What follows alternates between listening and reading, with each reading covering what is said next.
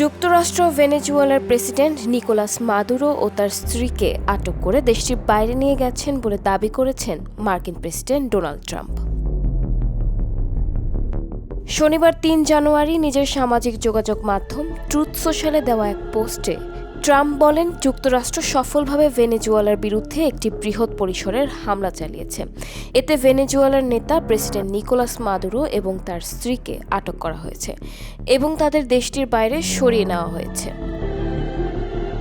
তবে ট্রাম্পের এই দাবির বিষয়ে এখনও যুক্তরাষ্ট্র সরকার বা ভেনেজুয়েলার পক্ষ থেকে আনুষ্ঠানিক কোনো তথ্য পাওয়া যায়নি।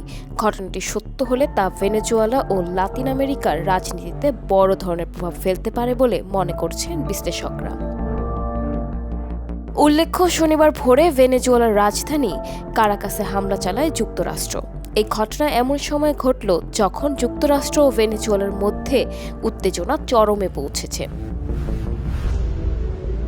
ওয়াশিংটন ক্যারিবীয় সাগরে মাদক বহনের অভিযোগে স্পিডবোটে সামরিক হামলা চালিয়ে যাচ্ছে।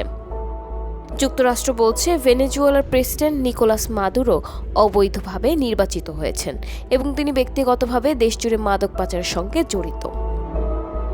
তবে ভেনেজুয়েলার সরকার বলছে, ওয়াশিংটনের সাম্প্রতিক পদক্ষেপ প্রেসিডেন্ট মাদুরোকে ক্ষমতা থেকে সরিয়ে দেশের তেল সম্পদ নিয়ন্ত্রণের প্রচেষ্টার অংশ।